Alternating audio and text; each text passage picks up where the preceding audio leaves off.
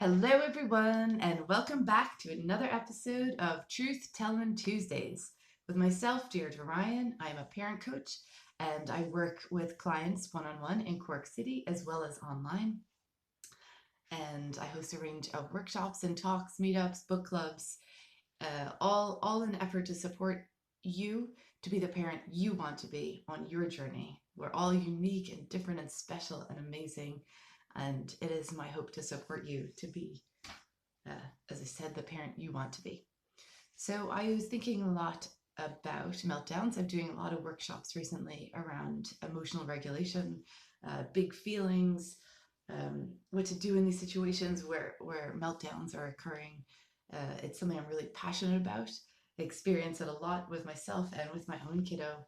And I'm always looking to understand better my own nervous system, how to support myself, how to support my child, how to create a culture and an environment in my home where mistakes are okay, meltdowns are part of life, um, and just how to support ourselves really. So I really want to create a culture in my home where we both feel supported, uh, being human. Meltdowns are part of being human. Emotional releases are part of being human. We are very emotional uh, creatures, and myself and my kiddo are very highly sensitive. We have highly sensitive amygdalas. The amygdala is the threat center. It picks up on different cues. It's looking for cues of safety. Our body's constantly looking for cues of safety, and it can be interpreted differently by each and every one of us, right? So really safety for our nervous system is the most important thing. It will constantly look for safety. I was listening to a talk by Alison Davies recently, an amazing woman, and she was explaining that even in our culture now, so many of us are in survival mode. It's a very overwhelming culture. We're taking in a lot of different stimuli. Also, there's a lot going on with a lot of fear, right? So for most of us, she was saying we're in our brains are in survival mode, and when it's in survival mode, it it cannot risk missing a threat. So often it will react to anything that is perceived as a threat, right? Big or small, it's just safer for it to overreact than it is to underreact, right? So we are all experiencing a lot right now. And how do we support ourselves? How do we regulate our nervous systems? How do we bring ourselves back online after? And the big one I want to talk about is how we support ourselves after there's been a big flood of emotions, say in our child, after they've had a big meltdown, right? Is these things do happen and it's okay. There's nothing wrong with your child. There's nothing wrong with you. These things happen, right? There's different ways we can support our child or ourselves in a meltdown, which will bring us back online faster, right? But there's no meltdowns will happen. It's okay. It's okay. It's okay. Right? So we got to watch our stories around meltdowns, or what it means about us as a parent, what it means about our children, right? We can often get very lost in stories of, oh, I'm doing something wrong, or there's something wrong with my kid, or, this goes on all the time. We have to really, really, really watch our stories. The stories we tell ourselves can exacerbate anything, including a meltdown. Right? It does, and it also, if our child starts a meltdown and we've gone into a story of I can't handle this, or this happens all the time, or if we go into a story like that, that's going to exacerbate our nervous systems and make it near impossible for us to regulate in ourselves. Right? And remember, our children are absolutely relying on us to co-regulate.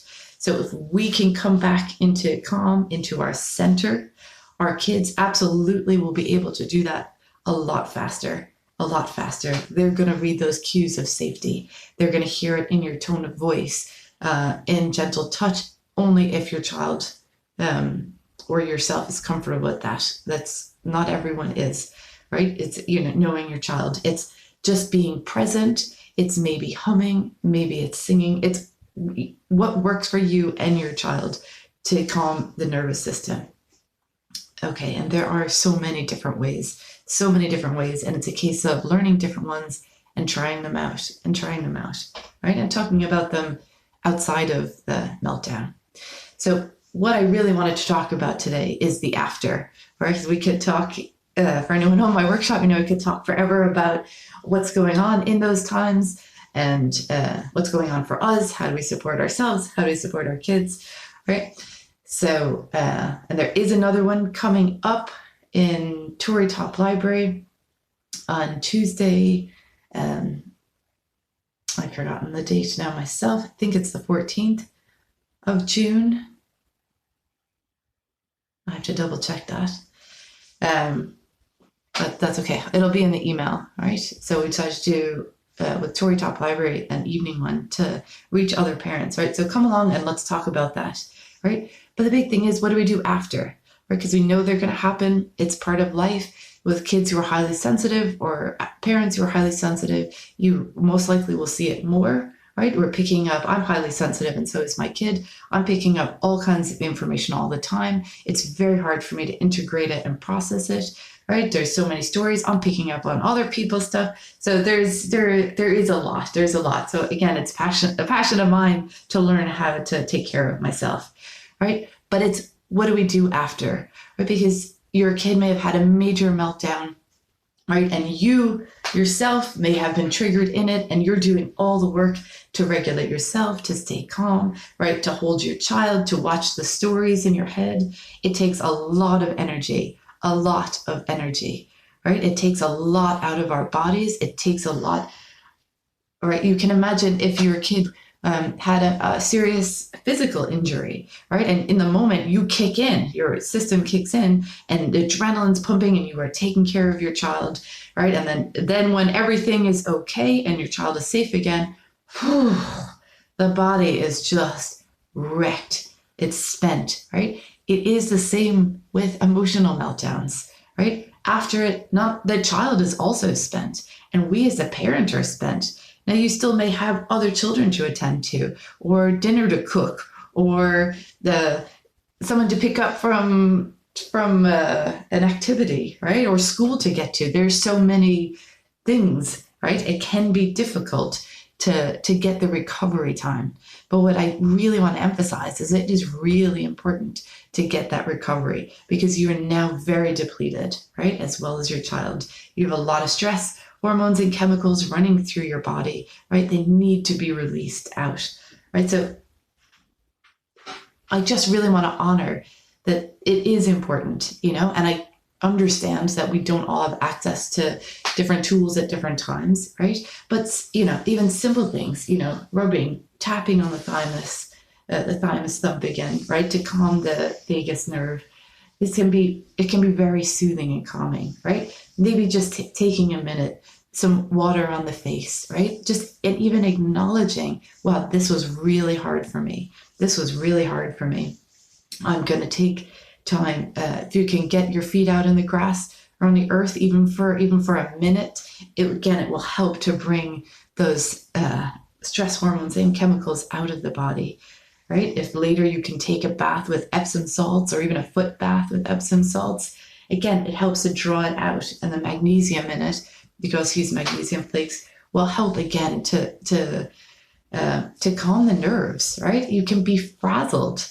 If you've been through meltdowns with your kids, I am 100% frazzled after it. I'm 100% spent. I have nothing left, right? So we want to really look at now rebuilding ourselves, really honoring that, yes, this was hard. Yes, this has taken a lot out of me. What can I do now to rebuild myself, right? In whatever strategy or way that works for you. Maybe it's listening to some music. Maybe it's a dance, right? You might shake it, and shaking the tree, or just shake the body, right? You see, animals will recover after stress through shaking, right? Humans can as well. You really just moving all the stuff, those are great ways of doing it. There's crying is a wonderful way of removing stress. You may cry after, or, I listened to one woman talk about how she would at a later time put on certain nature videos, say with like otters or something really cute or sweet, or animals that have been, abandoned and recovered, something that really brings the tears for her, right? And that helps her then to release, right? You can release all these stress hormones and chemicals through your tears, and equally through laughter. Laughter is so powerful, so powerful. And for your kids, so even, after, you can do something silly, do something really wacky just to get laughing. Like this week, my own kiddo and I said, let's do something ridiculous. And Clara said, let's draw pictures with our feet, put the pen in between your toes. And we had such a laugh, such a laugh. So again, that helps to release, anything you can do to get laughing. Some either adults or parents, you might like different levels of touch. You know what I mean? That's it. Again, it all depends on you, but really honor that you need a recovery as well, and your kids will, but you do as well. And we as the parents are holding so much. And that is the absolute truth. Let's not forget it. Let's honor it. Let's remind ourselves and each other, that we're holding a lot, and we need a place then to recover. So as I said, laughter, crying, exercise really helps as well to shift things, right? Whatever the strategy that is for you, use it, definitely use it, and if, maybe it's ordering in food then, if you can, or maybe it's just having cereal for dinner, whatever, again, it is to take off whatever you can off your plate so you can recover, because your body has been through a lot, right? We want it to recover. And, it's, when we're older, it is harder to bounce back, so we want to give it space and time to recover so we can be okay for the next thing. Because when we don't take that time to recover, our fuses are shorter, right? It's not, we don't have it. And that's physiological. There's nothing wrong with you. You're not bad. We just physiologically do not have it, right? We cannot give what we do not have, right? And that's okay. So that's why we are learning, what is it that works for me, or talk it out, write out what happened, right? That is a powerful support, sing it out, get on the phone with a friend, right? There's so many different ways, I call up a friend and say, I need to be witnessed, which means I just need few minutes, 10, 15 minutes where I need to speak out what happened. I don't need feedback.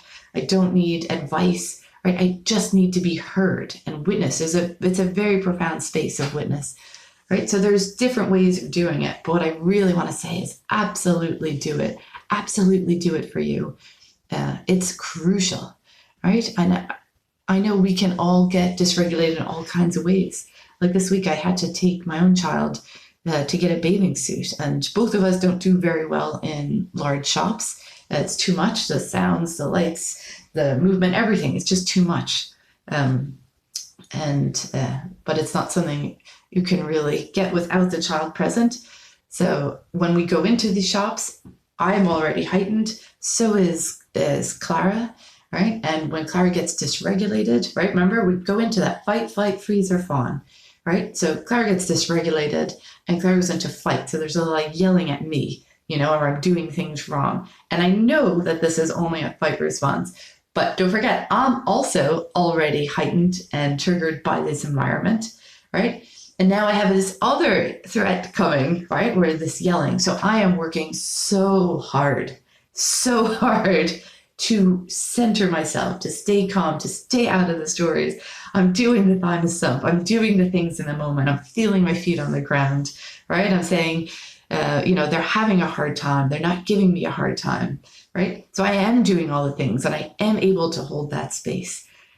And the toll on me is massive. It's massive. So I have to then go and recover after that experience, right? So it's just part of life. It's part of life. It's part of parenting, right? And it's really important. I can't stress it enough to take the time to recover yourself in the moment, the small things you can do, right? With whatever tools you have, whether it's, the way you're speaking to yourself, or a thymus thump, or different ways of breathing, feeling your feet on the earth, whatever simple things. And later on, if you can talk it through, write it through, dance, shake, sometimes even just acknowledging, this is hard. This is hard. Let me just shake that off for a minute, right? We can really, with our words and our intention, start to move things. And then later on, as I said, maybe if you want to, use the Epsom salts or, reach out to a friend, whatever you have at your, at your disposal. So yes, that's what I wanted to say. I wanted to go on and say, yes, you're all amazing. Meltdowns happens, overwhelm happens. We have a lot of fear being pumped into ourselves at the moment. These things happen. If we can almost expect them to happen and just use the tools we have to be like, oh, okay, this is what's going on. But then, even when we do amazing and we've held the space amazing and we've done all the things and we've stayed regulated, know that it has taken a toll on our body and it is crucial for us to recover.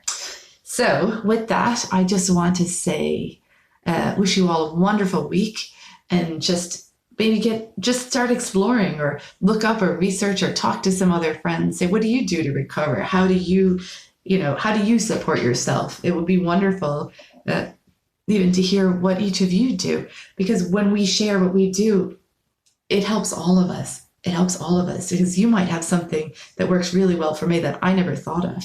Right? You may have like the greatest tip for someone else, right? So yes, love to each of you. Explore, get curious about how you recover, and just give yourself so much love. You're all doing amazing. We are amazing parents. And we need and deserve that space and time to recover so we can be more fully present for ourselves and for our children and for everyone else in our community. So much love to you all. I will see you next week. Bye for now.